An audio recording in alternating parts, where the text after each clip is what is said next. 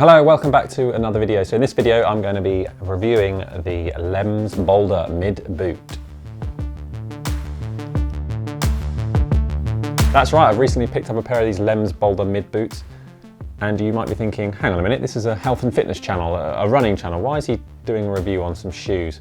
Well, this was actually a health-driven purchase, and I will get into that as we go along.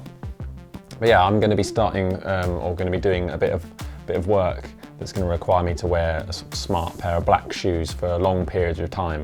And the problem I've always had in the past with wearing smart black shoes or smart shoes is that over time I started getting sort of achy calves, aching in my back, and it's just a little bit uncomfortable. My feet are a bit uncomfortable. So I really wanted to get something that I was going to be happy wearing for long periods of time. So if you're a returning viewer to this channel, you'll know that I'm a big fan of the Altra running brand of shoes. I find them very comfortable and very good for my feet. So I wanted to try and recreate the feel that I have in an Altra running shoe and put it into a smarter lifestyle shoe. So the things that I love about the Altra running brand is, you know, their shoes are quite light.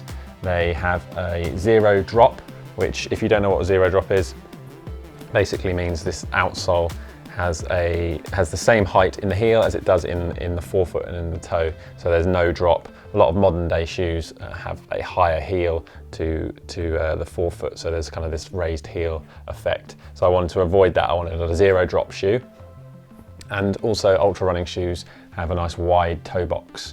So I wanted to also find a shoe with a nice wide toe box. So Lems ticks those boxes, has a zero drop, and as you can see, it has a nice wide toe box as well.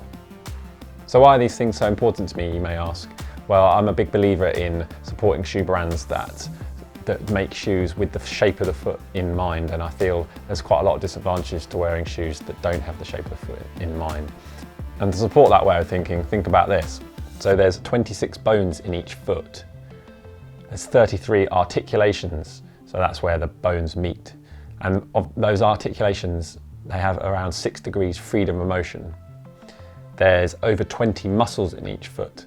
There's 10 muscles alone in the arch of each foot, and those 10 muscles are in 4 different layers. So already you can imagine it's quite a complex piece of equipment. And just think about this as well. So there's 206 bones in total in the human body. So with 26 bones in each foot, that means there's 52 bones in the feet, which is more than 1/4 of the human bones in our feet. So these are incredibly complex and very well designed pieces of equipment, and they've evolved over time to allow us to withstand the loads of walking and running. So I don't believe in putting our feet into overly cushioned shoes and shoes that are going to alter the way that your feet hit the floor.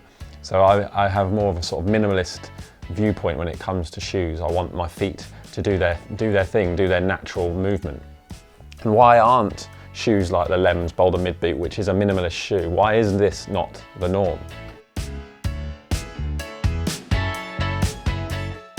So thousands of years ago, shoes were initially designed just simply to protect the feet.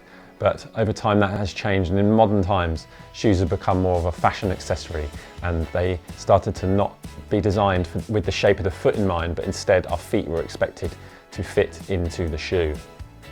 And then came the boom of the running industry in the 1970s, or the running shoe industry in the 1970s, where people were taking up running, and these people were used to wearing sort of dress shoes for their job during the day, dress shoes that were, you know, had a nice raised heel and pointy toes. And basically this meant that they naturally had quite tight Achilles and tight calves. So when they tried to run in the flat-bottomed minimalist track shoes of the time, they were experiencing lots of pain in these areas. So scientists got together and started designing shoes to combat this, sort of a quick fix to this.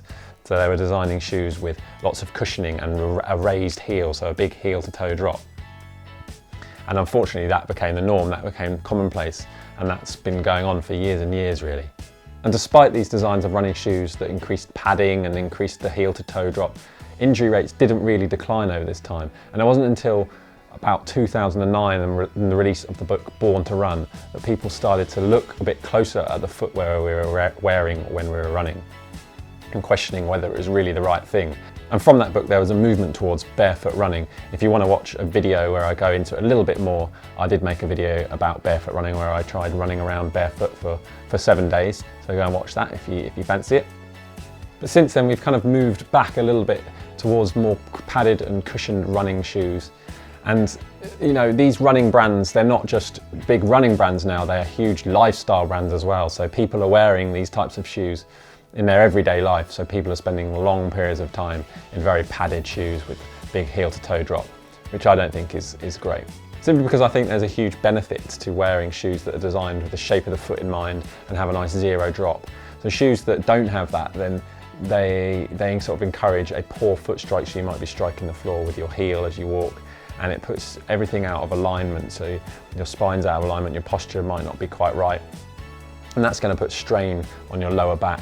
So having a nice zero drop and a foot-shaped shoe, so a nice wide toe box to allow the spread of your toes, basically means everything's going to be in line. You're going to be striking the floor with the right part of your foot, and it's going to take the strain away from your lower back.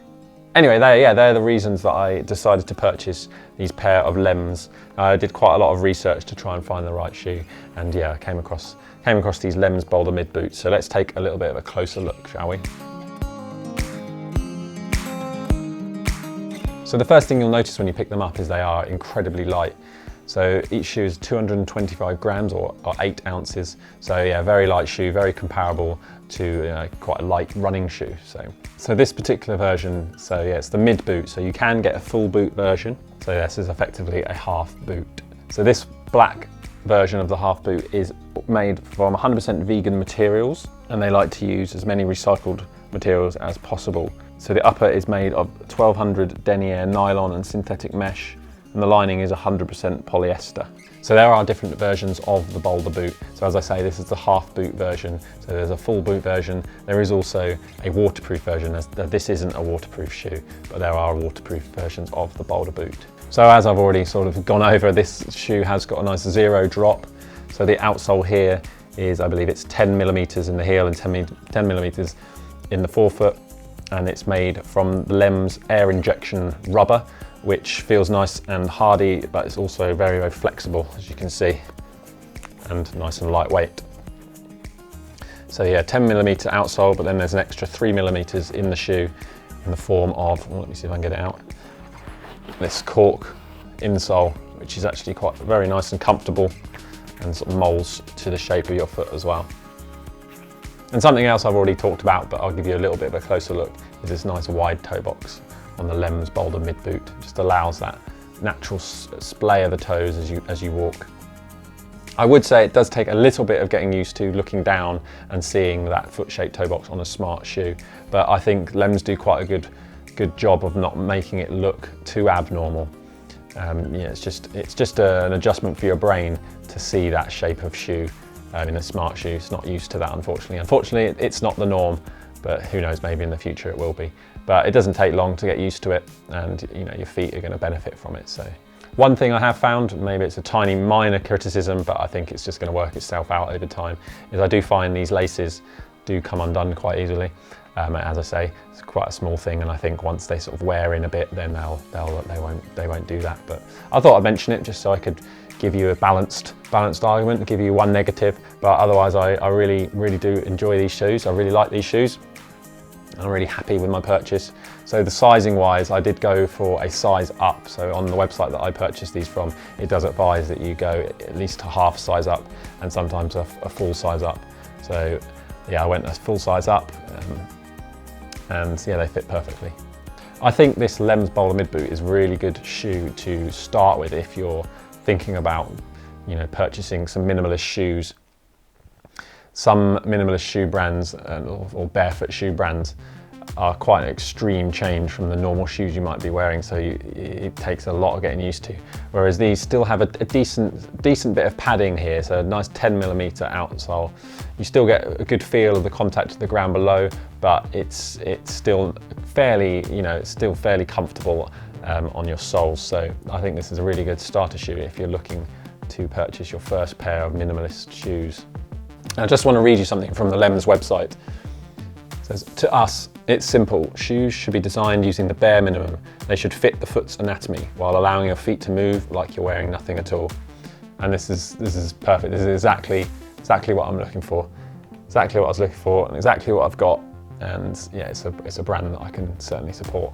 So do you have a pair of Lems, or do you have a different model of Lems? Perhaps you prefer a different brand altogether. Let me know in the comments below. I'll be really interested to find out. But that's going to be it from today, guys. Thank you very much for joining me with this review of the Lems Boulder Mid Boot. If you did enjoy this video, hit the like button, consider subscribing because that would be absolutely awesome, and I'll catch you in another video.